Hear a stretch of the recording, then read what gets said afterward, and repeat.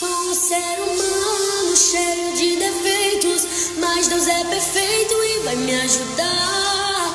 Tenho os meus conflitos, erros e acertos, mas há uma promessa, não posso parar. Deus vai me sustentar.